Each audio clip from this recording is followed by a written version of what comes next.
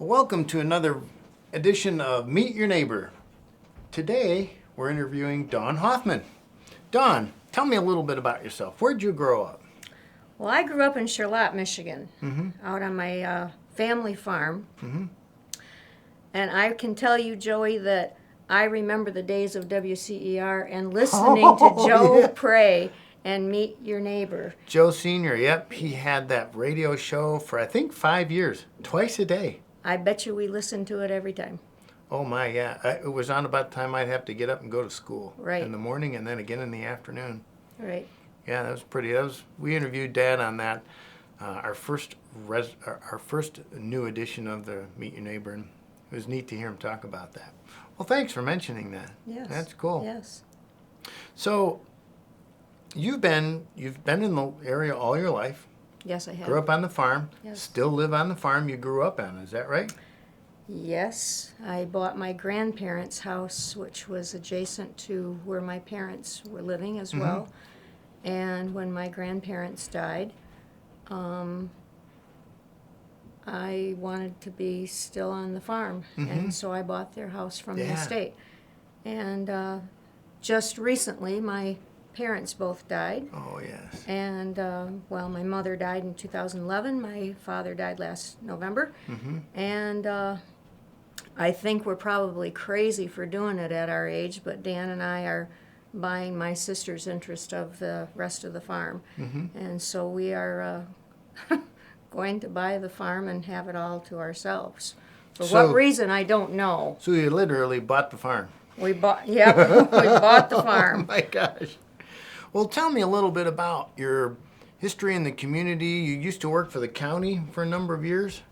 Started out after I got out of college. I graduated from Huntington University in Huntington, Indiana, which is essentially our church college. Sure, yes. And came back to Charlotte and wanted to stay in Charlotte and applied for a job at the Eaton County Juvenile Court. Oh, yes. And got that job. Maxine Rolfe was my predecessor. Oh, yeah, Maxine. And she was the one that hired me. She took the chance on me, and I'm glad she did because that was a great job. I started out as a caseworker and a probation officer. Oh, yes. And I was the one that had the one caseworker on staff that had a diversity of, of cases in that I had probation clients, I had neglect and abuse, and I also did the in-family adoptions. And so I had a little bit of everything there. And that made it more interesting because when you were dealing with all of those different things, you didn't get bombarded with just one type of case. Oh, yes. And early into that job, there was an opening for a referee position. And I had been the probation officer for about probably 3, 4, 5 years. And the referee position came open. And I was approached. I didn't want necessarily to apply for it, but I was approached to apply for it. And a referee position just means that you hold initial hearings on clients that are coming in, whether they're abuse, neglect, whatever, or delinquency. You hold the first hearing and you make a temporary decision until it makes it to the judge.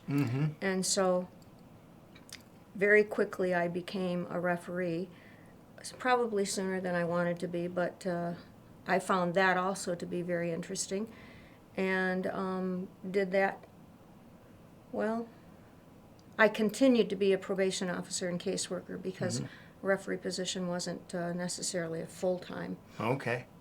And so I still kept my caseload. And then in, I think it was 1989, I think, Maxine Rolfe retired. And I applied for the job. At that point, I didn't get it, and that was okay, because I probably wasn't as ready for it as what I really thought that I might have been. But then later, it became open again, and I became the new Maxine Rolfe. Oh, yeah. And Did that job until I retired in 2008. And at that point, I was retired for about 3 months, and I didn't like it. I didn't like being retired. I remember seeing your car, the front license plate said Kid Catcher. Kid catcher. Yes. Yep. So So anyways, what did you do after retirement?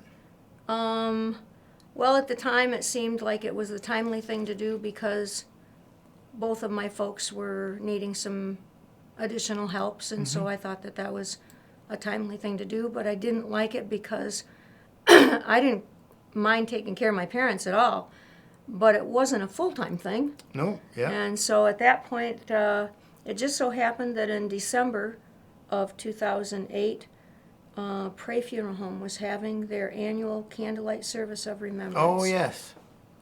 And I came with my sister and brother-in-law because they had lost their grandson that year. And I came with them to the candlelight service of remembrance and was so impressed by it that afterwards I asked you if you had any openings, and I remember you saying, "Who wants to know?" And I said, "I do." And you told me, dear. "Well, isn't the county going to be upset about that?" And I said, "The county could care less at this point." And you told me to come in and see you the next week, and I did. And I started in January 2009, working at Pray Funeral Home, doing greeting and office work and Yes. part-time, and that seemed really good. I liked it. And then you approached me and Dan together because Dan and I had just gotten married in 2008. Yeah. First marriage for both of us, and he was commuting from Indiana. Oh, yes. And so we both happened to come in. He came in with me for the interview, not intending to be at the interview, but to sit outside and wait because he would then be leaving for Indiana to go back home. Oh, yes. And you told him to come on in and be in the interview too, and then you handed him an application and said, "Now, if you think you want to see her, I'm going to be working her on the weekends. And if you want to see her, then you better apply for a job here too." And he said, "What will I be doing?" And you told him, "Well, you'd be helping out in the parking lot." Yeah, and one of going our with me." gentlemen. Yes. And he applied, and I think it was about a year later that you approached us and asked us if we would take a position together that would be doing aftercare and prearrangements. Well, I knew about prearrangements because my folks had both done Sure. it. He didn't. And he said, "Well, I don't know." And you told us, "I'll send you to the training." And both of us remember your words. Do it for 6 months, and if you don't like it, no harm, no foul. Sure, yes. And that was 10 years ago. Yeah. 10 years ago. Man, it's been 10 years already? Ay, ay, Yeah. ay. That's amazing. And we certainly appreciate you here because it's another extension of the way that we help families. That's right. Both Dan and I will tell you that you took a chance on us, and we're glad you did because both of us will now say as much as we liked our other jobs that we had before, we love this one even more. Wow. Oh, well, thank you. We've said that to so many people because it's an interesting job. Oh, boy, no kidding. And it's a job where we can feel like we are helping people as well. Sure. Well, thank you. Yeah. So tell me a little bit more about maybe what your hobbies are outside of work. Well, my hobby now, and I'm learning it. Dan, my husband, has been a ham operator for probably 20, 25 years. And at a time when, a few years back, I was diagnosed with cancer, and thank the Lord I got through that. But while I was home recuperating, on Dan's radios, I would hear the ham operators talking back and forth. Oh, yes. And I would lay in bed listening to the ham operators and found it extremely interesting to hear what they were doing. I also found what was intriguing me is that when there was a crisis, it was the ham operators that were often the ones that were relaying the messages to emergency people.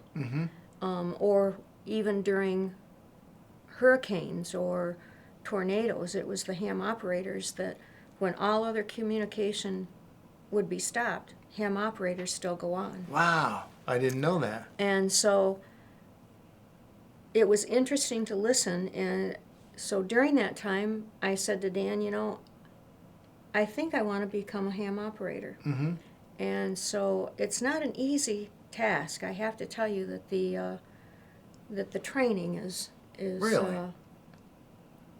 difficult, and I think that it was probably difficult because I'm older, and you don't retain things as well. So I became a ham operator, in 2 years ago, Mm-hmm.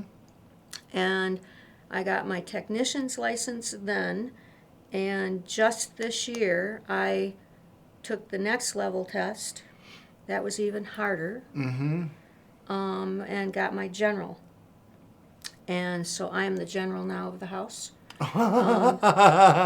Dan he is way above me. He is at the top of it, but he will call me the general of the house. Mm-hmm. And that has been, it's a process that is intimidating to me.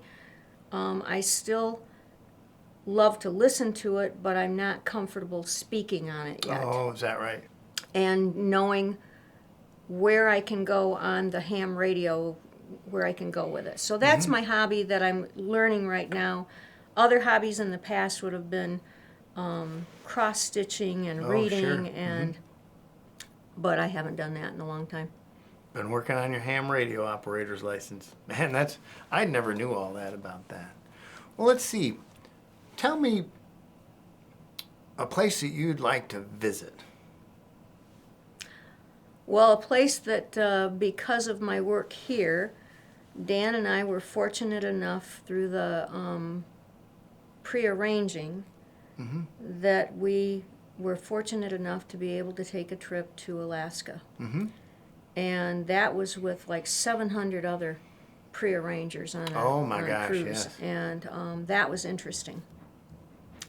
First cruise for both of us, and then to go to Alaska.